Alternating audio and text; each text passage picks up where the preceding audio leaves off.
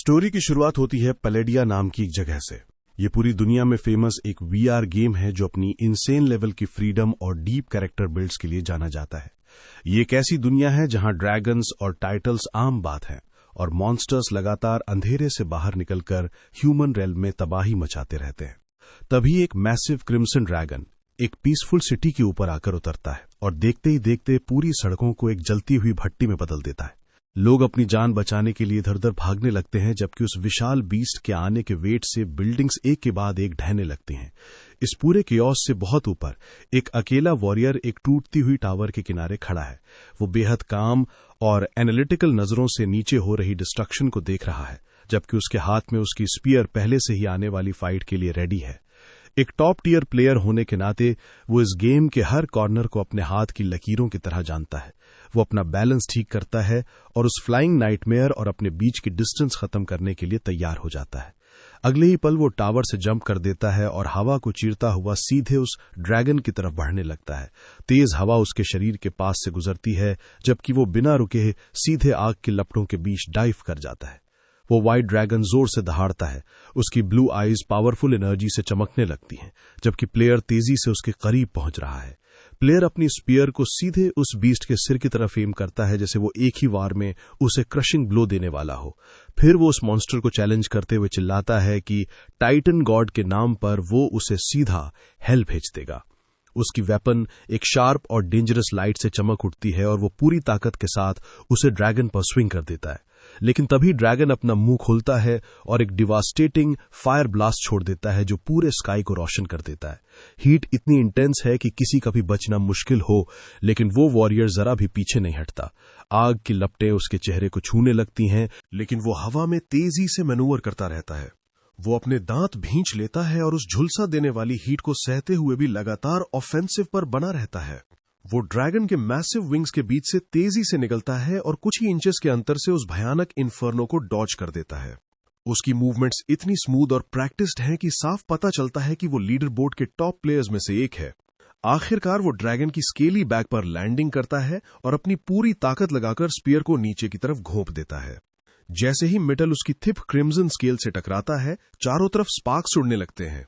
Dragon बुरी तरह तड़पने लगता है और ऐसी जोरदार दहाड़ मारता है कि पूरा वातावरण तक कांप उठता है। वो अपनी बैक पर खड़े उस छोटे से इंसान को गिराने की पूरी कोशिश करता है, लेकिन प्लेयर की ग्रिप अभी भी पूरी तरह मजबूत रहती है। तभी इंपैक्ट वाली जगह से एक मैसिव ब्लू एनर्जी वेव बाहर निकलती है और प्लेयर को पीछे की तरफ उछाल देती है।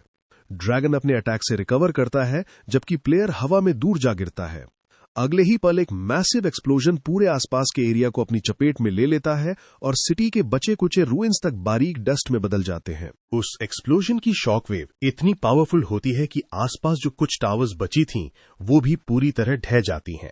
वो डेब्रीज के बीच से खुद को उठाता है और काफी फ्रस्ट्रेटेड नजर आता है, क्योंकि उसे समझ आ जाता है कि उसका अटैक ड्रैगन को खत्म नहीं कर पाया।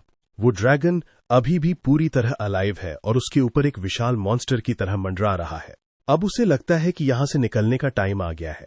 वो तुरंत लॉग आउट करने की कोशिश करता है, लेकिन कुछ भी नहीं होता। ड्रैगन नीचे उसकी तरफ घूर कर देखता है, जबकि उसके मुंह से ब्लू एनर्जी टपक रही होती है। तभी उसके सामने एक सिस्टम विंडो पॉपअप होती है, लेकिन ये वो मेन्यू नहीं है जिसे वो ढूंढ रहा था। वो स्क्रीन को घूरता रहता है और सोचने लगता है कि आखिर उसके कमांड्स काम क्यों नहीं कर रहे।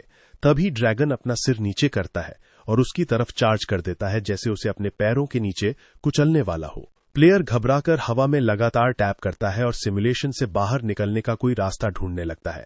तभी उसके इंटरफेस पर एक फ्लैशिंग रेड ट्रायंगल दिखाई देता है। ये एक सिस्टम एरर था।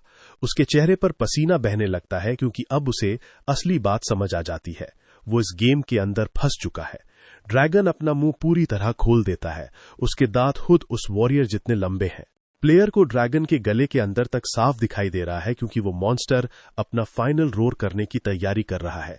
अचानक ड्रैगन का एक मैसिव क्लॉ पूरी ताकत से नीचे आकर जमीन पर गिरता है। जमीन बुरी तरह टूट जाती है और पत्थरों के टुकड़े हर तरफ उड़ने लगते हैं। इंपैक्ट वाली जगह के आसपास ब्लू एनर्जी क्रैकल करने लगती है। वहीं दूसरी तरफ रियल वर्ल्ड में एक स्काई स्क्रीपर की मैसिव स्क्रीन के सामने लोगों की भारी क्राउड जमा हो जाती है। सब लोग उस रेड का लाइव ब्रॉडकास्ट देख रहे हैं। लोग चिल्ला रहे हैं और उन्हें पूरा यकीन है कि वो प्लेयर अब मारा जा चुका है। लेकिन तभी वो प्लेयर जो अब सिर्फ एक नॉर्मल गाय है और हुडी पहने हुए है, सिटी की स्ट्रीट से होकर चलता हुआ दिखाई देता है। उसके शरीर के चारों तरफ एक हल्की ब्लू ग्लो मौजूद है, जो शायद उसके हाल ही के लंबे गेमिंग सेशन का साइड इफेक्ट है। वो काफी पेल नजर आ रहा है और उसकी सांस भी फूली हुई है। गेम में हुए उस ग्लिच ने उसे बुरी तरह हिला दिया है। वो अपना सिर नीचे किए हुए चलता रहता है और उस डिजिटल वर्ल्ड को इग्नोर करने की कोशिश करता है, जो अब ऐसा लग रहा है जैसे उसकी रियल रियलिटी में भी घुसता जा रहा हो। कुछ देर बाद वो रुकता है और ऊपर एक मैसिव मॉनिटर की तरफ देखने लगता है, जिस पर वही व्हाइट ड्रैगन दिखाई दे रहा है। वो खुद से बुदबुदाते हुए कहता है कि अगली बार वो इस बीस्ट को जरूर खत्म कर देगा। अपने थॉट्स में खोया हुआ वो आगे बढ़ते हुए एक बिजी इंटरसेक्शन में कदम रख देता है। उसका पूरा ध्यान गेम के लिए अपने नेक्स्ट प्लान पर लगा हुआ है और उसके आसपास की सिटी लाइट्स धुंधली नजर आने लगती हैं। तभी अचानक 2 ब्राइट हेडलाइट्स पूरी रोड को रोशन कर देती हैं। एक हैवी व्हीकल तेज रफ्तार से सीधे उसकी तरफ आ रहा था। ड्राइवर के चेहरे पर पैनिक साफ दिखाई दे रहा था, लेकिन अब बहुत देर हो चुकी थी। वो व्हीकल को रोक नहीं सकता था। प्लेयर की आंखें चौड़ी हो जाती हैं और वो सीधे उन ब्लाइंडिंग हेडलाइट्स को देखने लगता है। उसे वहां से हटने या मूव करने का टाइम तक नहीं मिलता और अगले ही पल वो व्हीकल उसे जोरदार टक्कर मार देता है। इसके बाद चारों तरफ डार्कनेस छा जाती है। एक खाली वॉइड के बीच सिर्फ खून की छोटी छोटी बूंदें नीचे गिरती हुई दिखाई देती हैं। कुछ पल के लिए पूरी तरह साइलेंस रहता है और धीरे धीरे उसकी दुनिया अंधेरे में गायब होने लगती है। फिर उसकी आंखें खुलती हैं। वो बर्फ से ढकी जमीन पर मुंह के बल पड़ा हुआ है और उसके आसपास खून का एक पूल फैलता जा रहा है। उसकी विजन के सामने सिस्टम वार्निंग्स लगातार फ्लिकर कर रही हैं, जो बता रही हैं कि उसकी कंडीशन क्रिटिकल है। वो दर्द से कराहता है। उसकी विजन अभी भी ब्लरी है और वो अपने सामने खून से लाल हो चुकी बर्फ को देख रहा है। एक मोनोटोनस इलेक्ट्रॉनिक वॉइस बार बार वही वार्निंग्स रिपीट किए जा रही है। वो कांपते हुए अपना हाथ जमीन पर टिकाने की कोशिश करता है और फिर सोचता है कि आखिर गेम कंपनी सिस्टम प्रॉम्प्ट्स के लिए बेहतर वॉइस अफोर्ड क्यों नहीं कर सकती थी। किसी तरह वो बैठने में कामयाब हो जाता है। ठंड से उसका पूरा शरीर कांप रहा है, जबकि वो अपने चारों तरफ फैले नॉर्दर्न आइस फील्ड्स की एंडलेस वाइट को देखता है। लेकिन ये वो जगह नहीं है जहां उसे होना चाहिए था। उसे तो लगा था कि वो गेम से लॉग आउट कर चुका है। उसके बाल अब सिल्वर हो चुके हैं और उसका पूरा शरीर भी उसे बिल्कुल अलग महसूस हो रहा है। वो खुद से पूछता है कि उस एक्सीडेंट के बाद भी वो पलाडिया की दुनिया में आखिर कैसे मौजूद है। तभी उसके सिर में एक तेज दर्द उठता है। अचानक एक ऐसी जिंदगी की मेमोरीज उसके दिमाग में फ्लड होने लगती हैं जिसे उसने कभी जिया ही नहीं था। उसे एक विलेज की झलक दिखाई देती है। फिर एक छोटे लड़के को हवा में उठाया जाता हुआ दिखाई देता है और उसके बाद एक विंग्ड बीस्ट का अचानक किया गया वायलेंट अटैक उसकी आंखों के सामने फ्लैश होने लगता है। ये उसकी मेमोरीज नहीं थी, लेकिन फिर भी उसे सब कुछ पूरी तरह रियल महसूस हो रहा था। तभी उसके दिमाग में एल्विन आर्यन नाम आता है, एक मिस्टीरियस युवक जो नॉर्थ में रहता था। उसे अचानक एक शॉकिंग रियलाइजेशन होता है। ये सारी मेमोरीज एल्विन आर्यन की थीं, गेम के एक एनपीसी की थीं। वो वापस एक घुटने के बल जमीन पर गिर जाता है और उसके नीचे खून का पूल लगातार बड़ा होता जाता है। अब वो धीरे धीरे पूरी सिचुएशन को समझने लगता है। वो किसी तरह गेम के अंदर मौजूद एक कैरेक्टर के शरीर में ट्रांसमाइग्रेट हो चुका है। वो डेस्परेट होकर सिस्टम को पुकारता है और अपना स्टेटस देखने की कोशिश करता है। अगले ही पल एक फेमिलियर सा इंटरफेस उसके सामने दिखाई देता है, जो इस स्नोई वेस्टलैंड की डिम लाइट में ग्लो कर रहा है। वो अपनी स्टैट्स को घूरता रहता है और उसे अपनी आंखों पर यकीन ही नहीं होता। आमतौर पर स्टार्टिंग कैरेक्टर्स के एवरेज स्टैट्स करीब 12 के आसपास होते हैं, लेकिन उसके स्टैट्स तो पूरी तरह ऑफ द चार्ट्स हैं। स्ट्रेंथ 19, एजिलिटी 15 और इसके अलावा स्क्रीन पर कई यूनिक ट्रेट्स भी दिखाई दे रहे हैं, जैसे बिजर्क और फ्लीट फुटेड। ऐसा लगता है जैसे उसे एक चीट कोड वाला बॉडी मिल गया हो। वो अपने हाथों की तरफ देखता है और धीरे धीरे अपनी नई आइडेंटिटी की पोटेंशियल को समझने लगता है। फिर वो सोचता है कि आखिर ये एल्विन एरियन किस तरह का पे टू विन टेम्पलेट है। एल्विन ग्लोइंग सिस्टम स्क्रीन को घूरता रहता है। उसकी आंखें हैरानी से वाइड ओपन है, क्योंकि अब उसकी नजर एक ऐसे टैलेंट पर पड़ती है जिसका नाम है कोर। एक ऐसा टैलेंट जो वर्ल्ड को रीशेप करने की पावर रखता है। वो सोचने लगता है कि आखिर इस नए बॉडी में उसे ऐसी कौन सी इंसेन और हेवन डिफाइंग एट्रीब्यूट मिली है। उसे पता है कि कोर प्रीफिक्स सिर्फ एसएसआर ग्रेट ट्रेट्स भी मिलता है। ये वही रेयर ट्रेट्स होते हैं जो किसी कैरेक्टर को पूरी टीम का मेन कैरी बना सकते हैं। उसे याद आता है कि अपनी पिछली जिंदगी में एक हाई लेवल चैलेंज क्वेस्ट के दौरान उसे भी कुछ समय के लिए ऐसा ही एक टैलेंट मिला था। लेकिन रीशेपिंग द वर्ल्ड सिर्फ कोई नॉर्मल कॉम्बैट स्किल नहीं है, ये एक कोर टैलेंट है जिसे वो चाहे मैजिक बेस्ड क्लास चुने या फिजिकल बेस्ड क्लास, दोनों में कल्टीवेट कर सकता है। और सबसे बड़ी बात, ये टैलेंट उसे लेजेंडरी स्टार फॉर्जर का डिसेंडेंट साबित करता है। अब एल्विन एरियन नाम सुनकर उसे आखिरकार सब कुछ समझ में आ जाता है। एल्विन कोई साधारण नॉर्दर्न बारबेरियन एनपीसी नहीं है, वो गेम के 4th वर्जन अपडेट के लेवल 50 रेड का फाइनल बॉस है, एक ऐसा मॉन्स्टर जिसे वो बहुत अच्छी तरह जानता है। तभी उसके सामने एक डार्क फ्यूचर की विजन फ्लैश होती है, एक ऐसी दुनिया जहां फ्लैश कमजोर है और स्टील इटर्नल है। उसके सामने स्टार फॉर्जिंग टाइटन का एक विशाल रूप दिखाई देता है जो एक मरती हुई दुनिया के ऊपर मंडरा रहा है। वो मेटल और बोन्स से बना एक भयानक नाइटमेयर है। यही वो एंटिटी है जिसे प्लेयर्स मजाक में ब्लैक एंड ब्रेव किंग कहते थे, एक अनस्टॉपेबल फोर्स जो अनगिनत स्कल्स से बने थ्रोन पर बैठा था। किसी के लिए भी ऐसी डार्क और लोनली डेस्टिनी को एक्सेप्ट करना आसान नहीं था, और खासकर उसके लिए तो बिल्कुल नहीं, क्योंकि वो खुद कभी एक प्लेयर हुआ करता था। वर्तमान में वापस आकर एल्विन अपने कांपते हुए हाथों को घूरता है। उसका चेहरा अभी भी खून से सना हुआ है। वो खुद से सवाल करता है कि क्या वो सच में वही लेजेंडरी मॉन्स्टर बन चुका है जो अब एक मरते हुए युवक के बॉडी में फंस गया है। वो क्रिम्सन स्टेन स्नो के बीच से खुद को उठाता है और उसके चेहरे के एक्सप्रेशंस धीरे धीरे बदलने लगते हैं। अब उसकी आंखों में सिर्फ डिफाइंस है। वो फेट का पॉन बनने से साफ इनकार कर देता है। वो ऐसा बॉस भी नहीं बनना चाहता जो फ्यूचर में आने वाले प्लेयर्स के हाथों मारे जाने का इंतजार करता रहे। उसका ध्यान उस दुनिया के कियोस की तरफ चला जाता है जिसमें वो अब फंस चुका है। इस समय पलैडिया में राइज ऑफ नेशंस चल रहा है, जहां गॉब्लिन्स और ऑक्स की आर्मीज ब्लडी बैनर्स के नीचे एक दूसरे से जंग लड़ रही हैं। ये ऐसा दौर है जहां लगातार वॉर्स होती रहती हैं और बॉर्डर्स बार बार बदलते रहते हैं। फिर उसे स्केलेटल टाइड याद आती है। उस दौरान डार्क रोब्स पहने नेक्रोमैंसर्स ने अनडेड की एंडलेस लीजन्स खड़ी कर दी थीं, जिन्होंने पूरे ह्यूमन रिल्म्स को अपनी लाशों की आर्मी से भर दिया था। उन स्केलेटल सोल्जर्स की ब्लू ग्लोइंग आइज का नजारा ऐसा था जिसे देखने के बाद कोई सर्वाइवर उसे कभी भूल नहीं सकता। और फिर आया एल्केमिक एसेंशन। इस मूवमेंट की शुरुआत ब्रिलियंट लेकिन पागल गॉब्लिन एल्केमिस्ट्स ने की थी, जिन्होंने साइंस और मैजिक के लिमिट्स को लगातार पुश किया। लेकिन उनके एक्सपेरिमेंट से जितनी प्रोग्रेस हुई, उतनी ही बड़ी डिस्ट्रक्शन भी हुई। पलैडिया के लोगों के लिए इन सभी मेजर इवेंट्स का मतलब सिर्फ एक था, हर बार उन्हें मौत के बेहद करीब जाकर सरवाइव करना पड़ा था। एल्विन समझ जाता है कि इस टर्बुलेंट वर्ल्ड में सिर्फ वही लोग सच में सरवाइव कर सकते हैं जो एब्सोल्यूट स्ट्रॉन्गेस्ट हैं। वो अपने साइड में उठ रहे अनबियरेबल पेन के बावजूद दांत भींच लेता है और खुद से वाव करता है कि वो इस तरह नहीं मरेगा। वो रियल वर्ल्ड में हुए एक फेटल एक्सीडेंट से बचने के बाद सिर्फ इस वीडियो गेम की दुनिया में मरने के लिए वापस नहीं आया है। वो अपने सामने फैले इस डेसोलेट लैंडस्केप को देखता है और उसे याद आता है कि अभी दिसंबर का मिडल चल रहा है और व्हाइट टाइड तेजी से करीब आ रही है। अगर उसे अपने फ्यूचर के लिए कोई चांस चाहिए तो सबसे पहले उसे नॉर्दर्न विंटर की इस ब्रूटल कोल्ड को सरवाइव करना होगा। एल्विन गहरी बर्फ के बीच लड़खड़ाते हुए आगे बढ़ता है। उसके पीछे खून की एक ट्रेल बनती जाती है जो उसके स्लो प्रोग्रेस को साफ दिखा रही है। उसका हर एक कदम बाइटिंग विंड और लगातार कमजोर होते बॉडी के खिलाफ स्ट्रगल बन चुका है। हो सकता है फेट ने उसे एक ऐसे विलन के रूप में कास्ट किया हो जिसकी डेस्टिनी आखिर में डिफीट होना है।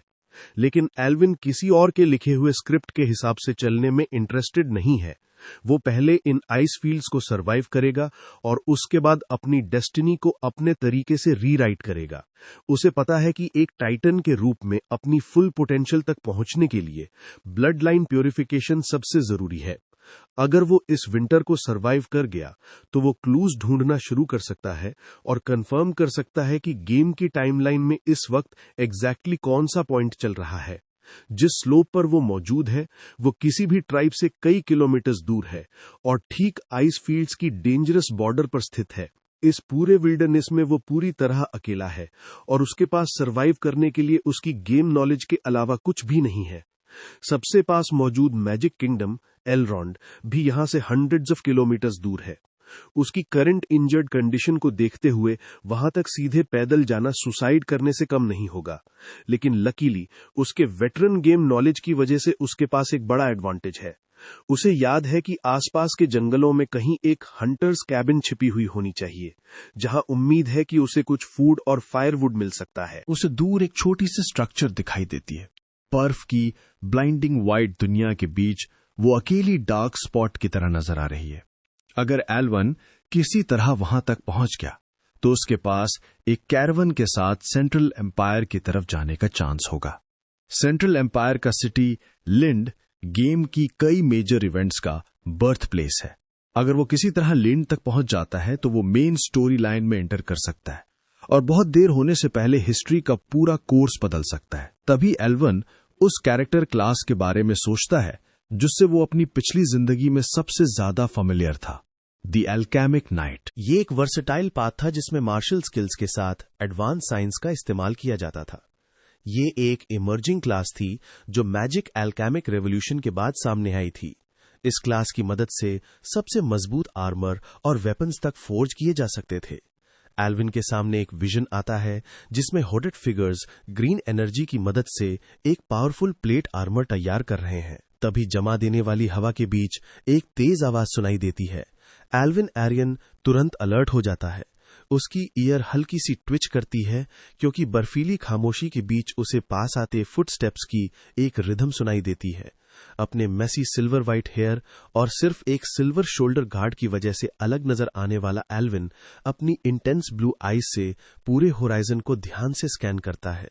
वो सोचता है कि क्या कोई सच में उसे ट्रैक करते हुए इस सुनसान वेस्टलैंड तक पहुंच गया है।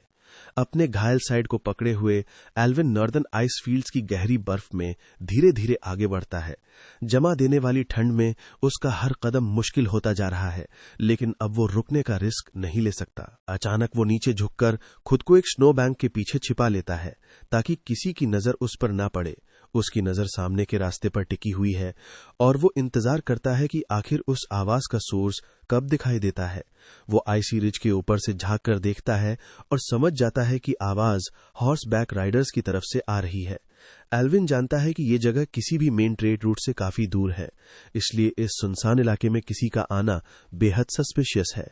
कुछ दूरी पर सफेद धुंध के बीच डार्क सिलुएट्स दिखाई देने लगती हैं। वे बहुत तेजी से आगे बढ़ रहे हैं और फ्रोजन प्लेन पर दौड़ते हुए उनके पीछे बर्फ के बादल उड़ रहे हैं। उनमें फ्रेडा गॉट स्मिथ नाम की एक लड़की भी है जिसके लंबे ब्लॉन्ड ब्रेड हैं और उसने एक व्हाइट फर क्लोक पहन रखा है। वो अपने जायंट एवियन माउंट को पूरी ताकत से आगे दौड़ने के लिए मजबूर कर रही है। डर के मारे उसका चेहरा बिल्कुल पीला पड़ चुका है क्योंकि वो अपने पीछा करने वालों से बचकर भागने की कोशिश कर रही है। लेकिन 3 हुडेड फिगर्स अनडेड हॉर्सेस पर सवार होकर लगातार उसका पीछा कर रहे हैं। उन घोड़ों की मेन्स में डरावनी ब्लू फ्लेम्स जल रही हैं। उनमें से एक अपने हेवी क्रॉसबो को उठाकर भाग रही प्रिंसेस को निशाना बनाता है। अगले ही पल एरोज हवा को चीरते हुए फ्रेडा की तरफ उड़ते हैं और उसे बाल बाल मिस कर जाते हैं। फ्रेडा अपने माउंट को कसकर पकड़े रहती है और घबराकर पीछे देखती है। अब उसे एहसास हो जाता है कि उसके और उन राइडर्स के बीच का डिस्टेंस तेजी से कम हो रहा है, लेकिन वे हुडेड मैन उसका पीछा करना बंद नहीं करते। वे बिना किसी जल्दबाजी के अपनी वेपन्स रीलोड करते हैं और उनकी हर मूवमेंट एकदम प्रैक्टिस्ड और मैकेनिकल है। वे बेहद कैलकुलेटेड और कोल्ड तरीके से आगे बढ़ रहे हैं। उनके दिमाग में सिर्फ एक ही डेडली पर्पस है, फ्रेडा को खत्म करना। एल्विन छिपकर इस पूरे सीन को देख रहा है। उसकी आंखें धीरे धीरे नैरो हो जाती हैं क्योंकि तभी उसे इस पूरे मामले में एक स्ट्रेंज डिटेल नजर आती है। एल्विन को एहसास होता है कि ये काले वॉर हॉर्सेस पूरी स्पीड से दौड़ रहे हैं, लेकिन उनके दौड़ने की जरा सी भी आवाज नहीं आ रही। उनमें से एक घोड़े की आंखें एक सुपरनैचुरल ब्लू लाइट से चमक रही हैं। एल्विन तुरंत पहचान जाता है कि ये अनडेड माउंट्स हैं और ऐसे माउंट सिर्फ एलरॉन के हाई रैंकिंग नोबल्स ही इस्तेमाल करते हैं। फ्रेया का माउंट बर्फ से ढकी झाड़ियों के ऊपर से छलांग लगाता है और उसके मैसिव क्लॉज बर्फ में गहराई तक धंस जाते हैं। वो उस क्रीचर को उसकी पूरी लिमिट तक दौड़ा रही है, लेकिन इस मुश्किल टेरेन की वजह से उसकी रफ्तार लगातार प्रभावित हो रही है। एल्विन उस लड़की को तुरंत पहचान लेता है। वो मैजिक किंगडम एलरॉन्ड की फर्स्ट प्रिंसेस है। इससे एल्विन का शक कंफर्म हो जाता है कि अभी ईयर 1886 चल रहा है, यानी वो समय जब फ्रेया अभी थ्रोन पर बैठकर क्वीन नहीं बनी थी। अपनी वेटरन प्लेयर नॉलेज की मदद से एल्विन जल्दी से उन तीनों परसुअर्स की स्ट्रेंथ का अंदाजा लगाता है। उनकी स्ट्रेंथ टियर 2 के आसपास है। इसका मतलब है कि अगर एल्विन सही तरीके से अपनी कार्ड्स खेले तो वो इन तीनों से आसानी से निपट सकता है। दूसरी तरफ परसुअर्स लगातार फ्रेया का पीछा कर रहे हैं। उनके अनडेड माउंट्स इस ब्रूटल कोल्ड में भी बिना थके लगातार दौड़ रहे हैं। एल्विन समझ जाता है कि अगर उसने अभी इंटरवीन नहीं किया तो प्रिंसेस ज्यादा दूर तक सरवाइव नहीं कर पाएगी। अब उसके पास सिर्फ एक ही लॉजिकल ऑप्शन बचता है। एक डिटर्मिन्ड एक्सप्रेशन के साथ एल्विन अपनी हाइडिंग स्पॉट से बाहर निकलने और इस फाइट में शामिल होने के लिए तैयार हो जाता है। वो खुद को गहरी बर्फ में छिपाते हुए तेजी से आगे बढ़ता है और आसपास के एनवायरनमेंट का फायदा उठाकर अपनी अप्रोच को पूरी तरह मास्क कर देता है। वो किसी प्रेडेटर की तरह बिल्कुल सही टाइमिंग के साथ मूव करता है और राइडर्स के पास से गुजरने का इंतजार करता है। राइडर्स आपस में बात कर रहे हैं, लेकिन उनके हुड्स की वजह से उनकी आवाज साफ सुनाई नहीं दे रही। उनमें से एक पूछता है कि क्या उन्हें उस लड़की को अलाइव कैप्चर करना चाहिए, लेकिन उनका ऑर्डर बिल्कुल क्लियर है, किसी प्रिजनर की जरूरत नहीं है। वे एक बार फिर अपने क्रॉसबोज उठाते हैं और इस चेस को हमेशा के लिए खत्म करने की तैयारी करने लगते हैं। उन्हें जरा भी अंदाजा नहीं है कि कोई उनके ठीक पैरों के नीचे से उन्हें देख रहा है। तभी एक अनडेड हॉर्स एल्विन के ऊपर से दौड़ता हुआ गुजरने लगता है। अचानक बर्फ के अंदर से एक हाथ बाहर निकलता है। ये इतना बोल्ड और अनएक्सपेक्टेड मूव होता है कि राइडर्स को संभलने तक का मौका नहीं मिलता। एल्विन का हाथ उस घोड़े की लेग को इनक्रेडिबल स्ट्रेंथ के साथ जकड़ लेता है। अचानक लगे इस झटके से अनडेड बीस्ट लड़खड़ा जाता है और उसकी पूरी मोमेंटम वहीं रुक जाती है। राइडर शॉक में चीख उठता है क्योंकि उसका माउंट अचानक एक तरफ खिंच जाता है। घोड़ा अपना बैलेंस खो देता है और उस पे सवार क्लोक्ड मैन उछलकर बर्फ के गहरे ढेर में जा गिरता है। परस्यूअर्स की पूरी फॉर्मेशन एकदम केओस में बदल जाती है। एल्विन उस अनडेड हॉर्स को पूरी तरह नीचे खींच लेता है। उसकी रॉ पावर इतनी ज्यादा है कि वो अनडेड क्रीचर भी उसे संभाल नहीं पाता। एल्विन वहीं मजबूती से खड़ा रहता है और उसके पूरे बॉडी के चारों तरफ एक रेड ऑरा पल्स करने लगती है। तभी उसकी विजन के सामने एक सिस्टम नोटिफिकेशन फ्लिकर होती है जो कंफर्म करती है कि उसने अपना बारबेरियन बर्जर्क स्टेट एक्टिवेट कर लिया है। इससे उसकी स्ट्रेंथ 4 गुना बढ़ जाती है। बाकी राइडर्स शॉट में एल्विन को घूरते रह जाते हैं। उन्हें यकीन नहीं हो रहा कि इस अकेले बारबेरियन ने सिर्फ अपनी ताकत के दम पर एक वॉर हॉर्स को नीचे गिरा दिया। एल्विन की आंखें एक डरावनी रेड ग्लो से चमकने लगती हैं और वो अपने नेक्स्ट मूव के लिए तैयार हो जाता है। वो उन्हें संभलने का जरा भी मौका नहीं देता। एल्विन तुरंत आगे झपटता है। उसका पूरा बॉडी बर्जर्क स्टेट की प्राइमल रीच से पावर्ड है और वो सीधे अगले राइडर को टारगेट करता है। उस हुडेड मैन को रिएक्ट करने का मौका तक नहीं मिलता और अगले ही पल एल्विन उसके सामने पहुंच जाता है। बारबेरियन के अटैक में इतनी ज्यादा ताकत होती है कि उसका इम्पैक्ट राइडर के गार्ड से टकराते ही एक शॉक वेव पैदा कर देता है। एल्विन उन्हें पहचान जाता है। ये एल्रॉन के वही बैट्स कम बैग्स हैं जो ब्लड रेस से बिलोंग करते हैं। एल्विन अपनी मुट्ठी से उनमें से एक पर जोरदार पंच मारता है। उस वार का इम्पैक्ट इतना भारी होता है कि वो वैम्पायर लड़खड़ाता हुआ पीछे हट जाता है और हवा के लिए बुरी तरह हाँफने लगता है। ब्लड ड्रिंकर लीडर अपने आदमियों को उस बीच में आए इंसान को खत्म करने का ऑर्डर देता है। एल्विन तुरंत घायल वैम्पायर को अपने सामने ह्यूमन शील्ड की तरह इस्तेमाल करता है। अगले ही पल एरोज आकर उस पेल वैम्पायर की बैक में धंस जाते हैं। एल्विन इस पूरे सीन को अपनी कोल्ड और एनालिटिकल नजरों से देखता रहता है।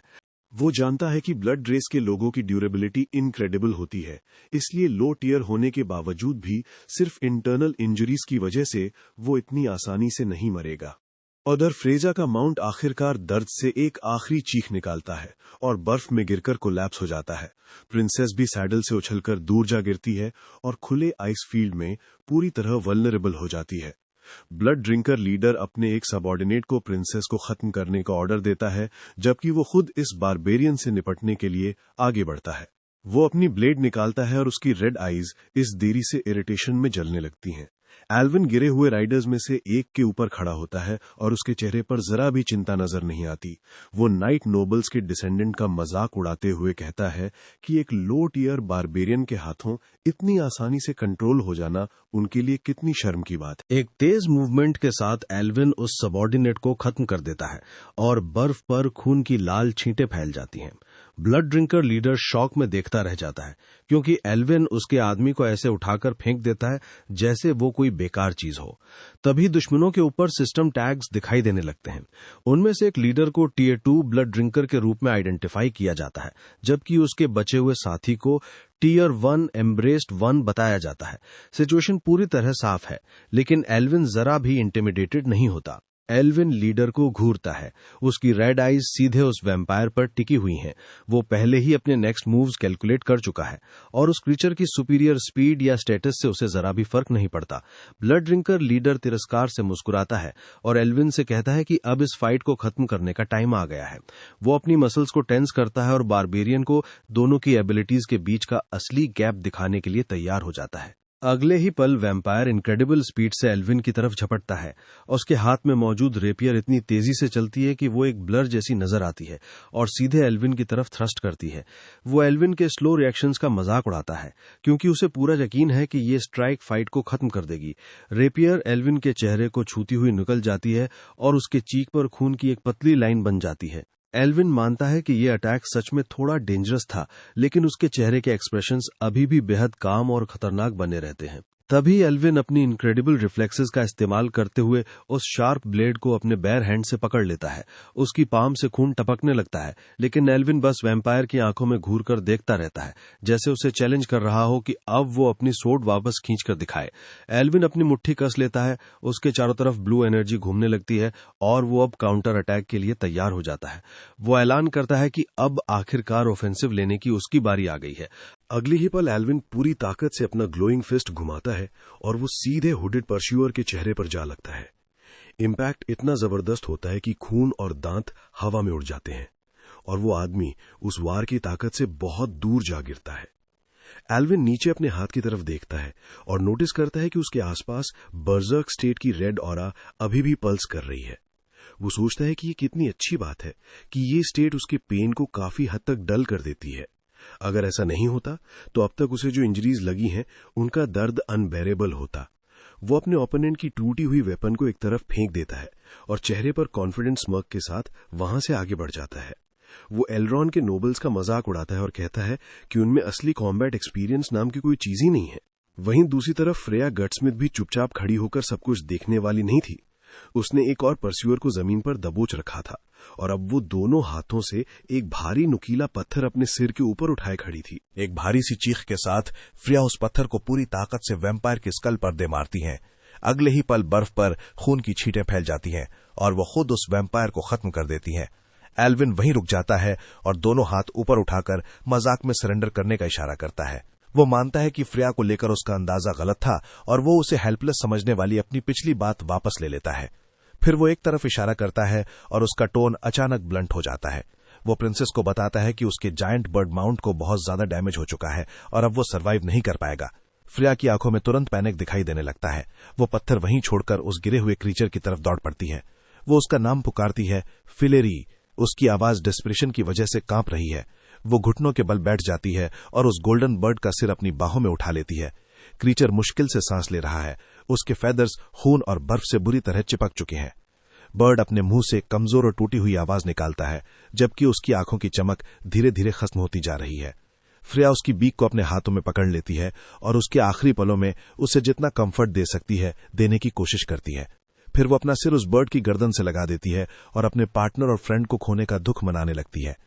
बर्फ से ढके उस मैदान की खामोशी के बीच सिर्फ उसकी धीमी आवाज सुनाई देती है जब वो अपने साथी को आखिरी विदाई देती है। एल्विन उससे कुछ कदम दूर खड़ा रहता है और उसे खुद को संभालने का टाइम देता है।